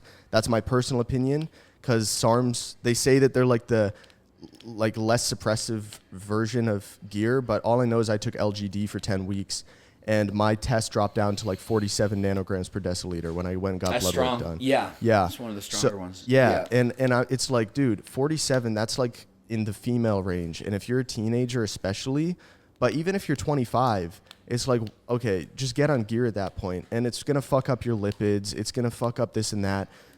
So I've always been against SARMs. And I'm like, look, if you want to buy them, I can't, hack your computer and stop you. But I personally think it's really stupid. And pro hormones, that goes without saying. But back to Chris. Oh yeah, yeah, I was thinking back to Chris. I almost lost it. There's just so much I could talk about. In my opinion, in that photo, he just looked like, he might not have had like this crazy size, but he just he had the cosmetically, look. He had the gear look, in my opinion. And that's like outside natty lighting, He's outside with the sun. I mean, I personally think that Eric, Eric Bugenhagen, he makes his name is like Rick the Buges or the Buges. He's a wrestler. He's a WWE. He's a WWE wrestler. He's a WWE wrestler, and I just fuck with his YouTube videos. He's really funny. I personally think he's lifetime natty, or if he ever did touch anything, it was probably maybe you do an natty or not on him. Yes, that would be a great. That would get a lot of views actually, because he has like a cult following. And Derek actually made a natty or not on him, and that is the first time. I think I know who you mean now. Yeah, that's the first time I've ever seen the wrestler that Derek got that did long a video hair. on. Yeah. Yes, that's the first time I've ever seen Derek's cult get overridden by someone else's cult, because Derek said he's not convinced that he's lifetime natty, and he thinks he did like pro hormones when he was younger. And Eric Bugenhagen's people were in Derek's comments saying like, "I love you, Derek, but you're wrong on this one." So that would be a really interesting one, because he's high body fat, but he is huge and very strong. But with someone like him, I do think he's a lifetime natty, because he doesn't have that look. And there's just a certain look that as soon as I took MK677 and it made me fuller, it just immediately, that's when I started getting natty or not accusations. They were much less before, because I was kind of flat. I was shredded, but I was flat. And then as soon as I got that full kind of dry look from my muscles getting pressed into my skin, that's when they started coming in. And that's personally what I see in that picture of Chris. But, I don't want to accuse the guy. I'm for me personally, as soon as I saw the photo and without knowing the story, I was like, I think he's not natural here as soon as I saw it. But then knowing Chris and knowing he's saying he's natural, and then looking at how much more muscle he put on in his first show, to see the transition from there to the next show, it just was like, if he was already taking gear and then to have grown that much after that, it was just too mind-blowing. So that's why I went on that side. But and I think Derek agreed. Do you think that maybe it could have been, like for me, I mean, my first cycle was 5 milligrams of LGD, and, when I was 19. And I put on a lot of probably 5 or 6 pounds of muscle in that 8-week span. I would say it was like 30 pounds overall, but I would say 5 or 6 pounds of that was muscle. But then when I hopped on tests and I started training with him, you know, I've put on probably like 20 pounds in almost a year. So do you think that it could be maybe a change in training style or something? Because Yeah. he was doing like pump workouts, like 30 reps of like bicep curls, and then I'm like, nah, listen, we're gonna get your bench up, we're gonna get your squat up, deadlift up, and start doing like power building. And I knew as soon as he did that, he was gonna blow up. And jumping from 5 milligrams of LGD to something like test, I think I was like probably on 400 milligrams of test. Like that's a big difference. You were on 200 TRT, remember? Yeah, so I was on 200 with him, but jumping from 5 milligrams, like that cycle right there, and then 200 milligrams of actual test. Do you think that maybe Chris was on, you know, let's just say a SARM, like a low dose SARM, and then when he blew up for a show, it could have been, you know, trend. It's certainly possible that he took SARMs or a pro hormone, even if he didn't know. And then I literally, like, the thing is, he has no reason to lie in my mind at all. Yeah. So it's just like, why would he bother? Like, because it would have meant nothing. Hey, show a picture of the first time you took gear. So there's no benefit to him lying, but is it possible he took something like a pro hormone or something, didn't even think that maybe that did anything and that helped him? Sure, and then he went on a cycle and grew even more. For sure, it's possible. So it's like we're always speculating. But if you saw photos of me when I was younger and I was natural competing, you're not thinking I'm natural. Yeah, so, yeah. Like, no one really would think it. But I mean, you have to think, I eventually got a pro card. So anyone to me that can get a pro card probably had somewhat good genetics. So likely that even natural, they're probably going to look like they weren't natural. Like had I touched nothing my whole life, I'm sure I would have been accused of being on steroids my whole life because I always was. Yeah, I mean, when I came out about test, because I hopped on 200 test, that was the first time I'd like injected gear or done like real gear. So in my mind, I wanted to just come out about that. But previously, prior to that, for like the last 6 months or a year, I would take like a half dose of some pro hormone for like a week before some fitness event. So I could show up to this fitness event, I'd look a little drier, a little fuller, and that's how I'm not saying this is right. I'm just saying this is how I justified it in my mind at the time. I was like, oh, like you're supposed to take it for 4 weeks, 3 pills a day. I'm only taking 1 pill a day for like a week. It's like half natty. But you know, those little micro cycles add up. So when I did eventually come out about test, I was hesitant to say I have done pro hormones and SARMs in the past, but they were like wicked low dose because I didn't want that to take away from the hard work. So I think that's why someone might say, oh, I was natural here, but deep down it's like, oh, I was kind of natural, but I'd taken a pro hormone for football, but I don't want that to discredit my hard work. It's like, I get where they're coming from, but when I made that video, I was like, listen, I'm not going to get into it, but I have done stuff in the past. I've never done gear, but, you know, that's kind of besides the point.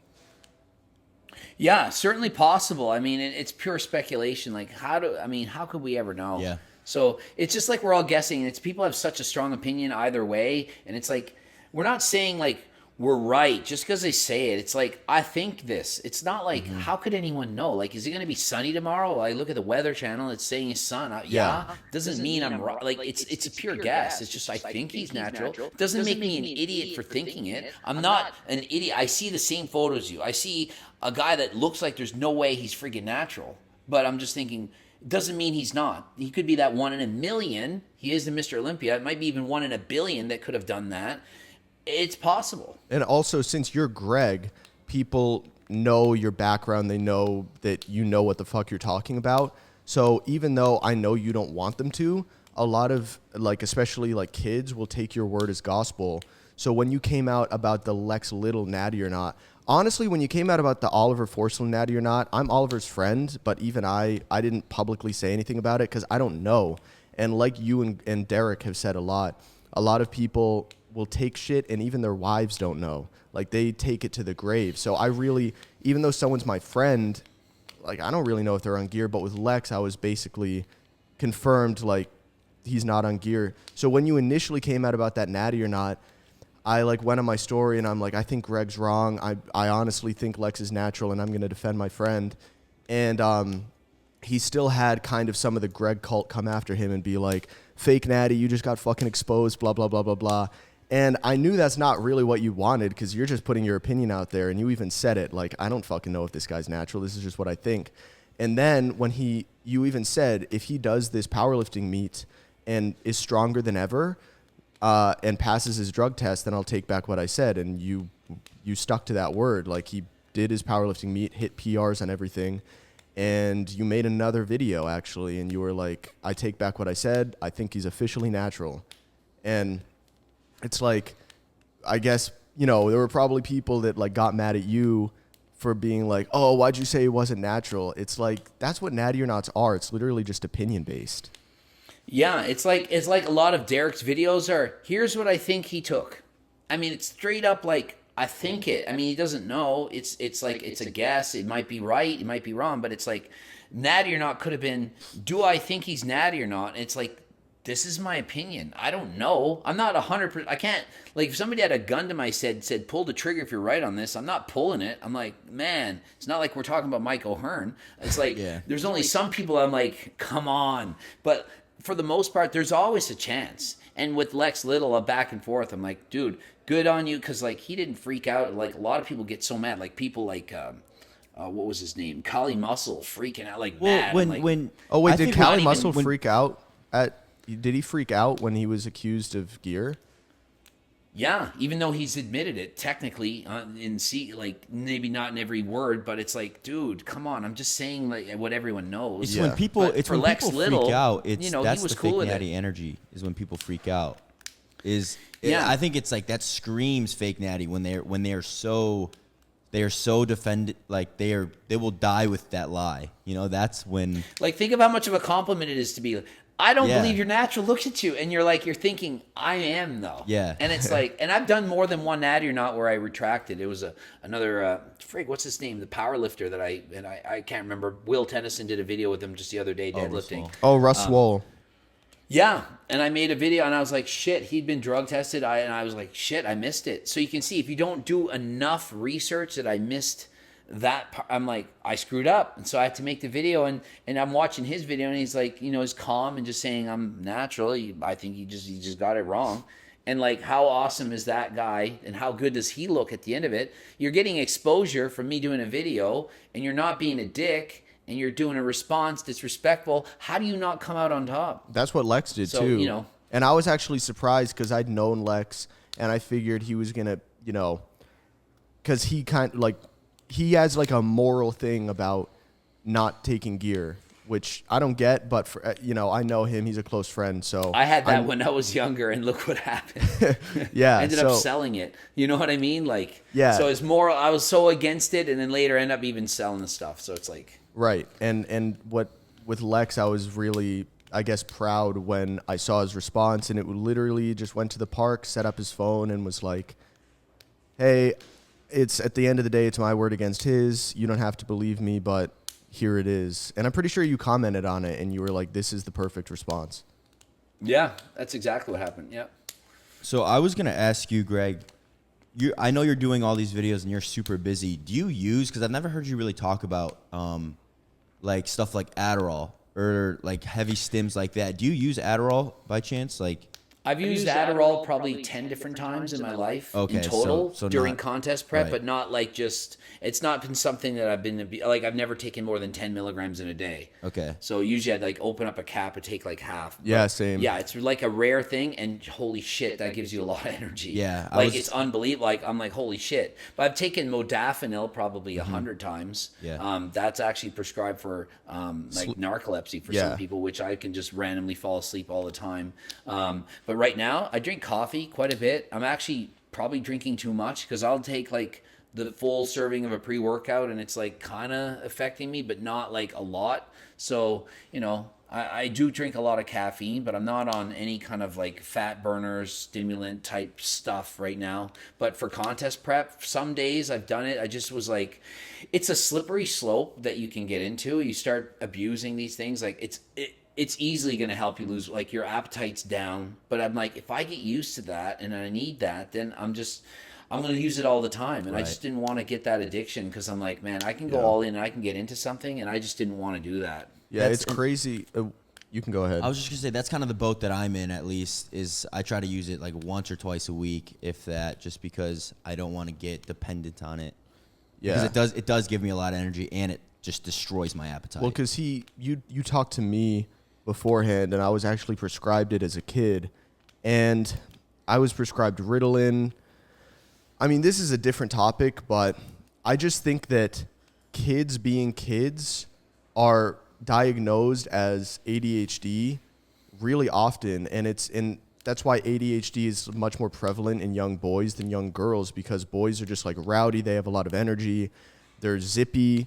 And I remember going into the doctor's office, I was probably 4 or 5 years old. It's a very early memory, and he had a little thing of Legos in the back, and my parents were up talking to the doctor, and I was just, putting Legos together, and the doctor was like, look at him right there. That's an example of ADHD. He's fiddling around with the Legos. And I didn't know it at the time, but now that I look back on this, I'm thinking, isn't that just what kids freaking do? Like, I was just being a kid. Did you need to prescribe me? I love Legos. I made Legos all the time. I grew up on Legos. It was just my thing. So, to hear Legos, I'm like, man, that doesn't mean anything unless I had ADHD. And it's like... Maybe it is. I don't know. For me, it's like, it's basically legal meth. If you look at, I mean, meth is just an amphetamine analog, and so is Ritalin, so is Adderall. And it's like, this is complete bro science. Honestly, I don't know the research on it, but it just feels wrong to be prescribing kids like a really, really intense stimulant to like get them laser focused on whatever they're doing, because that's when the brain is developing and stuff. So anyway, that's a different story, but he talked to me about it, and I was like, listen, dude, you're going to get a dopamine dump every time you take Adderall, and if you do it, every day or every other day, eventually those receptors are going to downregulate, and then you're going to feel like shit when you're not on it. So, use it when you need it. I've seen there's a lot of slippery slopes. I've seen a lot of people, and they get into that, and they start at, they'll do 5 milligrams or 10, and I'm going to be natural. Then it's 6 weeks from the show, and they're struggling, and then now it's the Adderalls, and it's 10 milligrams, it's 20. They're taking 30 milligrams a day. Holy then shit. They're getting into all the other drugs, all the rec drugs. You can, every drug you can imagine. Then they're just in a mess, and then just their life's ruined.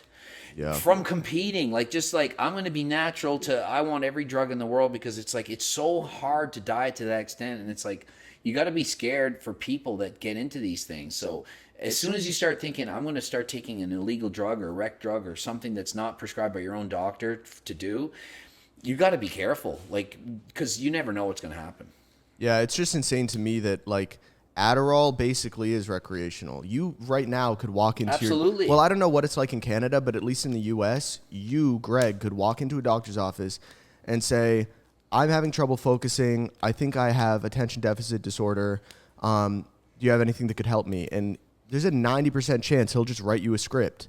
It's insane, and especially because it would be harder than that for me, but I do have friends that say the right things and get the right answers, and they do get prescriptions for it. And then typically what happens is they get extra, and then they start selling to their friends, and it goes around. That's just how it works. Yeah. So, and it's a lot of times it's university students that don't really need it, but they get away with it. So much. And they have the prescription that keeps going, and they don't even use it, and so all the friends start taking it. Exactly, yeah. And they take, I've seen, honestly, I've had friends that would ask me for Adderall in school, and with close friends, sometimes I'd throw them a pill, and I'd be like, just be careful with it. And they'd be like, oh, this is only 10 milligrams. I usually take 30 to 40. And I'm thinking, oh, so you just want an excuse to get high as fuck, basically, because there's a guy, shout out CG Kid on YouTube. He was a former meth addict, and he made a video called Adderall versus Meth, and he said a high dose of Adderall in a blind side-by-side would be indistinguishable from a meth high. And wow. I've taken 10, and if I had took 20, I'd be panicking right now, because when I took 10, I was I could barely handle it. I remember even going to the gym that day and was there's no way I'm taking pre-workout. There's no, I couldn't function. I felt weird driving. So I don't know how you could take a lot more. Maybe and mind you, I was really sensitive to, if I take 10 milligrams of Anabar, I can feel it. So I'm really sensitive to these things. So maybe with Adderall or any other drug, I'm just highly sensitive. Yeah. So, I don't know. I would not, to take 30 or something, without getting used to it, I would be in a mess. Yes, I know. And for me, if I take more than, I'd say 10's about my limit for an instant release. If I'm trying to take it for performance enhancement of like a task that I need to complete, I'll take 5 because I want it to supplement my I kind of want it to just straighten out the kinks and keep me on the straight and narrow. But if I'm taking 15, this is what people don't understand about Adderall, is it doesn't make you it doesn't make you focused on work that you don't want to do. It makes you focused on whatever task you're doing at hand, whatever task at hand you're doing. So if you're on your phone, people think it's like an anti-distraction drug. It's really not. It's more just a hyper efficiency drug at whatever you're doing. So I've been on my phone before, really intently scrolling through Instagram because I'm on Adderall and I should be working, but my brain is like, oh, let's have some phone time. Or, you know, I'll be editing a picture or something and I will take way too long to edit this picture because I'm on Adderall, and every single pixel needs to be perfect, and maybe adjust the saturation of this specific hue just a little bit. So I think people think it's like this miracle drug. It's really not.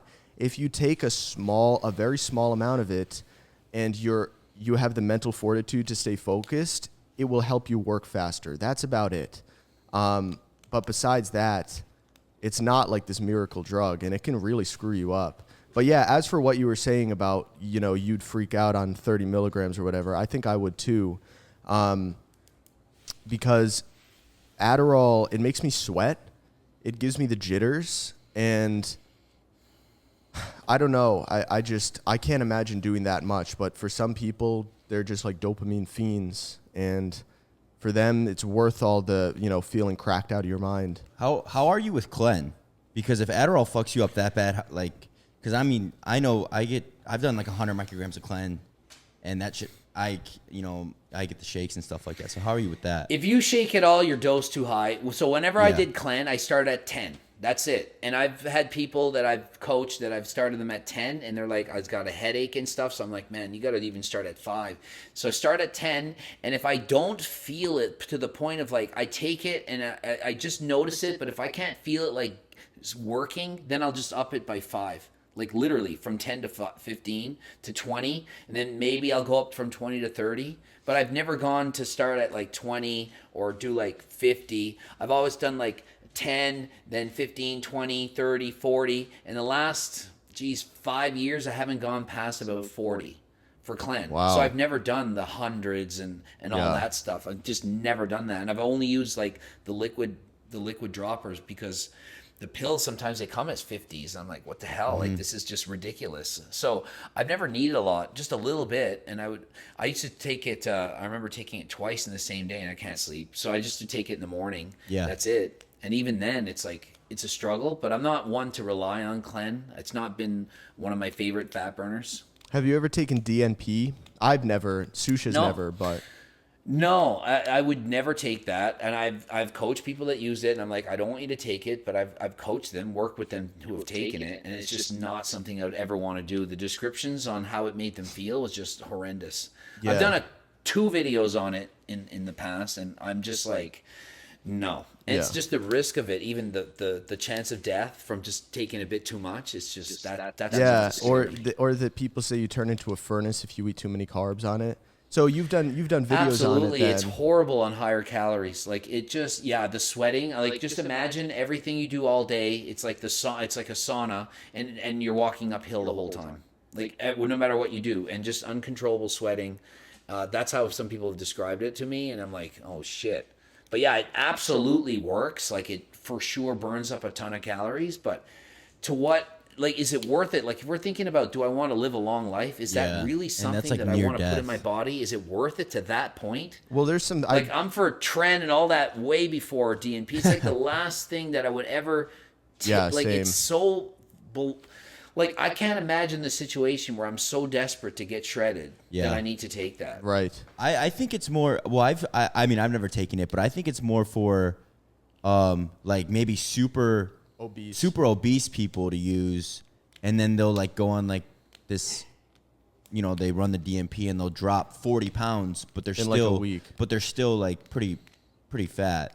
But it's for I Well, feel for like, me, super obese, it's like nothing. Like, so when I see somebody, I'm like, take the least amount of something that you need to do to make you happy. And by happy, I mean to give you the results to do something. If you're super obese, all you got to do is drop a couple calories, you're going to lose weight. No one's super obese who's not eating a lot of food. You can't be 400 pounds unless you're eating a lot of calories. You're not on a 1,200 calorie diet if you weigh 400 pounds. So don't take anything. Don't even eat a fat burn. You don't eat nothing. You're going to lose weight just by eating a bit healthier. So super obese, I'd be like, no. To me, like the only thought of when somebody would take it is absolutely for contest prep. You're going for a pro card, you're the Olympia, you're a week behind, whatever, and you just need to do it. And you don't care about losing muscle. You just don't give a shit. And you don't care about your health. Like, that's the last resort type of thing. And I did coach someone who had abused DNP, gained, and I'm talking about, like, your supermodel, good-looking girl, like, every picture better than the next, and had used DNP to get to that point, then stopped, gained about 80 pounds. Yeah, all the weight comes back, right, with DNP? A nightmare. Like, I was like, oh my goodness. And so then I started dieting this girl, and she was like, I had her at 1,200 calories. She's like, I'm not losing weight. I'm going to use DNP. And I'm like, no, you can lose weight. And then she just was like, I can't lose weight. And I'm like, it didn't make sense. And first Wait, of it was all, a girl who was taking it? Yeah, this is a girl. Whoa. She was 220 pounds. I'm like, there's no way you're eating 1,200 calories. She said she's doing 4 hours cardio a day and not losing weight. I'm like, I just don't believe it. Like, I'm calling your, like, I coach people like, bullshit. I don't believe you can eat 1,200 calories, do 4 hours cardio, and not lose weight. It's just physically impossible. What are you doing? Not burning any calories during that 4 hours of cardio? Like, it just didn't make sense. So I'm like, I'm calling you out. I don't care. Maybe you don't know you ate while you slept, but the calories went in your body somehow. Like, it had to be. Yeah. So the dangers, and then like you lose the weight, and then what happens after? Well, you've done videos on it, so you've seen like how it was discovered.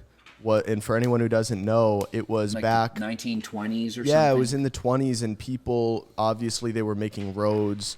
They had to blow mountains apart to make new roads, and they were using TNT for it. And the workers who were setting the TNT charges were noticing that they were sweating excessively, heart rate was up, they felt like they were in a furnace, and some people died from it. And it's because DNP is in TNT, and it was like seeping through their fingers. And then some genius out there said, oh, we can make this a diet drug. So it was literally and I think part some of people TNT. are going blind, perhaps. I can't remember. It could have, maybe some people are causing blindness. Yeah, I can't remember that. I can't remember. Wait, so you use a lot of, or from what I've heard, you use a lot of marijuana, or a decent amount to like help you sleep, or maybe, Yeah, just small feel amounts. good. I wouldn't call it a decent amount. I just call it quite often, probably like 3 or 4 times a week. Okay, but just like but a like little not hit a here lot. and Like there. if I did an edible, I wouldn't take more than say 20 micrograms. Milligrams, yeah, same. Wait, That's micrograms or yeah. milligrams? Milligrams, Okay, yeah. okay. I don't even remember the conversion. I'm pretty sure it's milligrams, but yeah. I mean, we usually take. There's something here. There's Delta 9 THC, which is in weed, and then obviously it's illegal in Texas.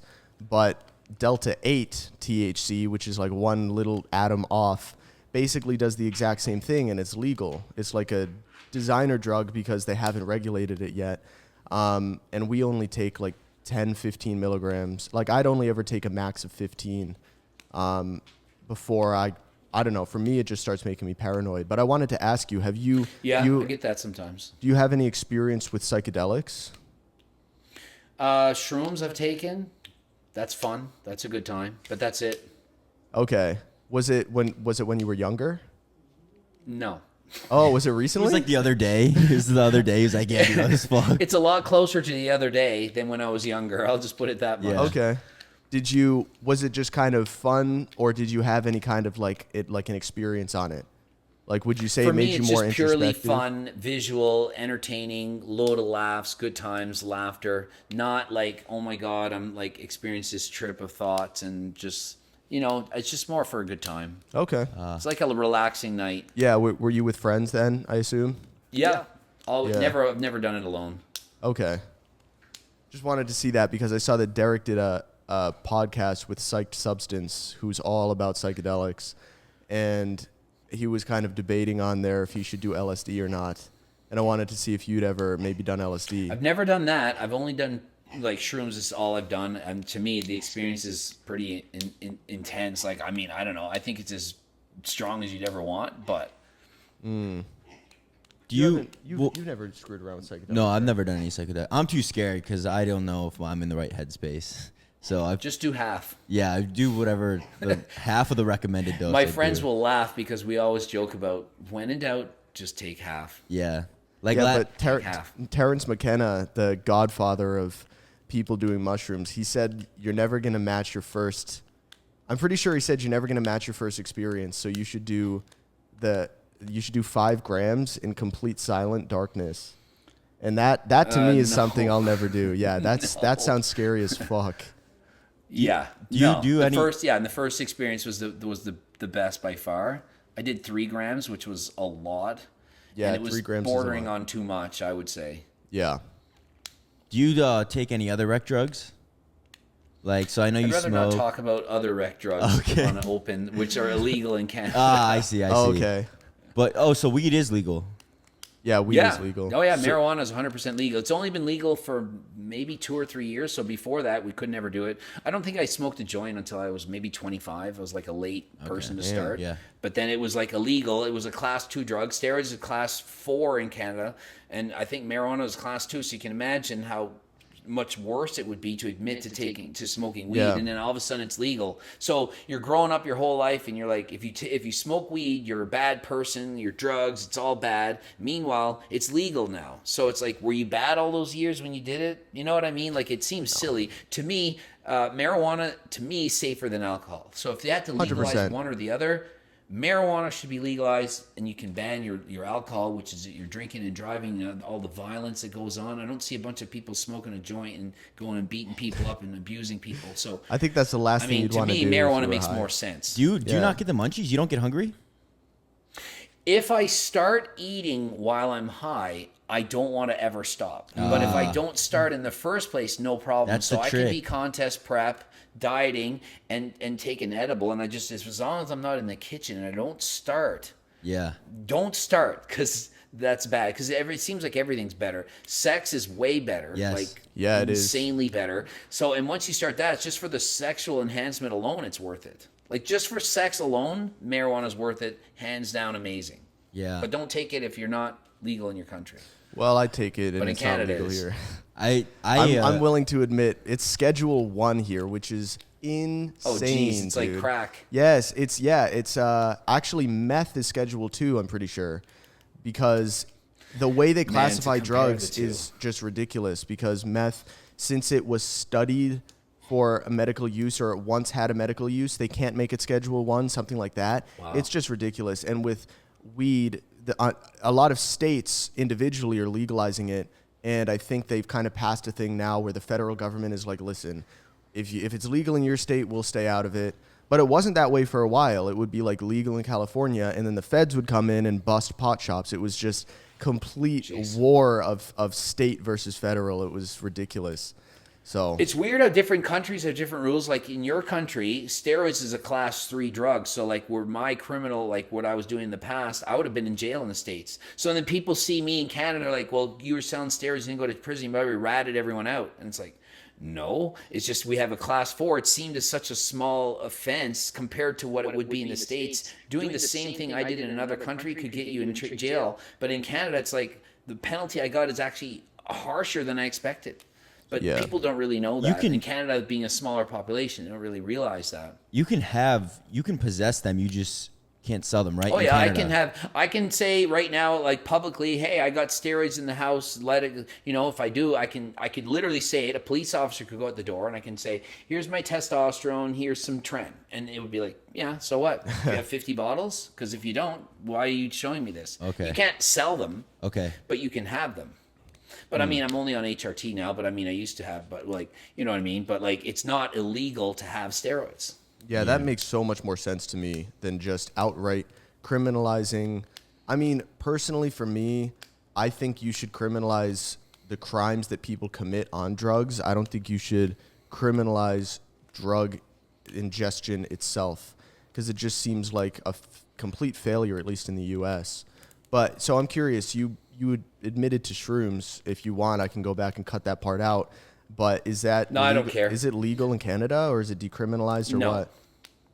No, but it's like, have I done anything illegal in the past? Then it's not. It's like I smoked marijuana when I was 25. No one's going to give a shit. Like, if you broke the law.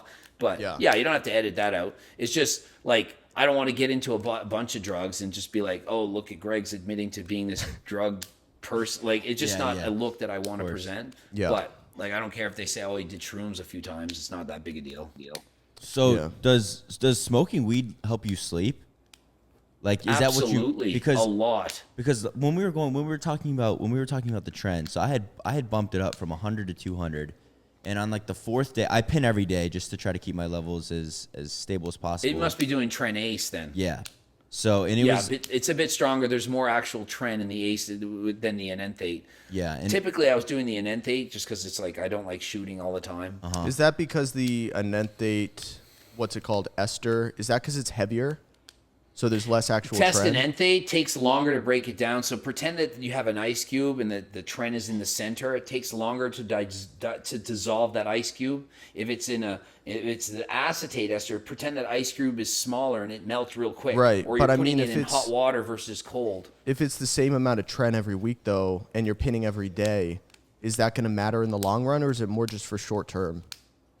Tren and enanthate, if you did, say, 100 milligrams, say you did 100 milligrams of Tren a day or 100 milligrams of Tren Ace versus the nth, you're getting more Tren from the Ace than the nth, like quite a bit more. It's going to be stronger. So if I said, hey, I'm doing 700 milligrams of Tren Ace a week and somebody else is doing 700 milligrams of Tren nth, the Ace is a lot more, but the Ace you have to do very often, like daily, because you're going to get that spike versus the enanthate. It's going to take several days to get into your system. That's why on my HRT, I'm on an enanthate, estradiol, so I can do this shot. Like, I'm only doing a shot every week, every 7 days, and the endocrinologist that prescribed is like, yeah, just do it every 2 weeks. And I have to like argue with them, like, yeah, but my peaks and valleys, like, wouldn't it be better to do it once a week? And a lot of people say, hey, you need to do it like twice a week. But because it's an enanthate, it goes into your body a lot slower, so you don't have to pin as often. But an acetate, I would have to do it every day because you're getting like, the peaks and it's just highs and lows. I don't want to get that.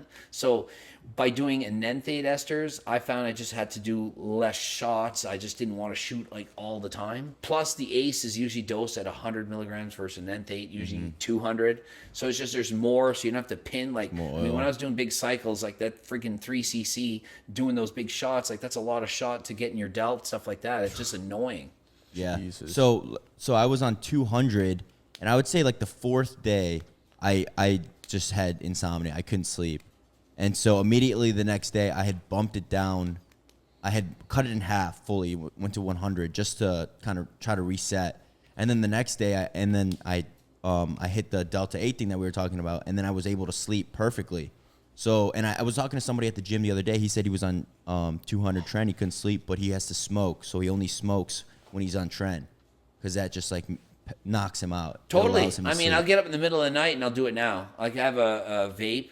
Yeah. And I'll have a bowl, and it usually lasts me like 3 different times. A lot of my friends are like, man, I do the whole thing at once. So I only need a little bit. Okay. Like 2 or 3 puffs of like at 3 in the morning, and I can go back to sleep. It gets me to sleep. Versus I wake up and I'm just like, well, this sucks. Narcolepsy plus insomnia is probably the weirdest combination I've ever heard of. Well, the I feel thing is, like it would makes be you fall easy. asleep randomly. Like I can be in a conversation or just driving, and then it's like, oh shit, and it's just like you're so tired. And I can be 11 o'clock at night and just, I'm out cold. But then it's 2:30 in the morning, and I'm awake, ready for the day. So it sucks. It's just not like it's easy to sleep. It's easy to fall asleep when you don't want to.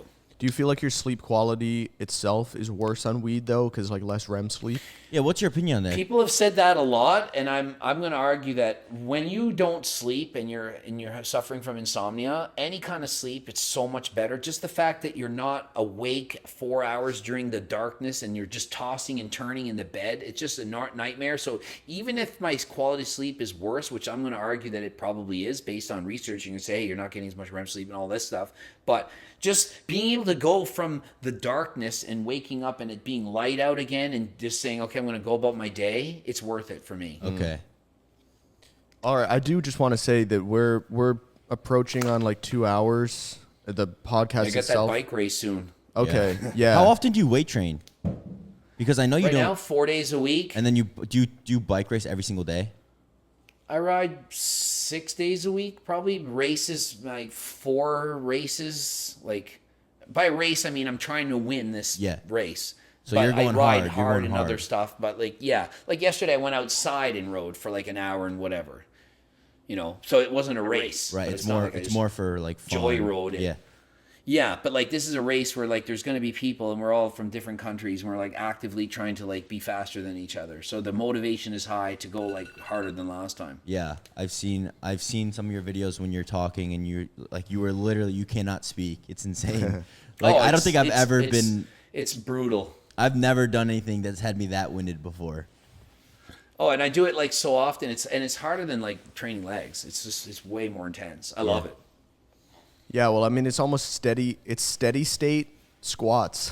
You're just like squatting nonstop for like an hour. I mean, I can't. I hate doing squats I hate doing more than a 30-second set.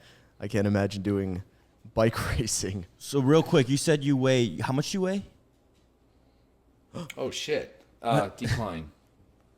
Somebody called me by accident. Oh, it's okay. How much do I weigh? 192. Okay, so how many calories do you think you'd burn in like a super intense race like that? In an hour, 1,000 calories would be like a lot. Shit. Yeah. If I was not riding hard, like just kind of like in a slower race, like 800. But it's fun though, right? Oh, yes, absolutely. I love it. Love it. I might During, get one. after, it's just amazing. Do you think I should get one? Absolutely. We'll have to race. Yeah, I could. What are they called? What are the bikes called? The Peloton or whatever.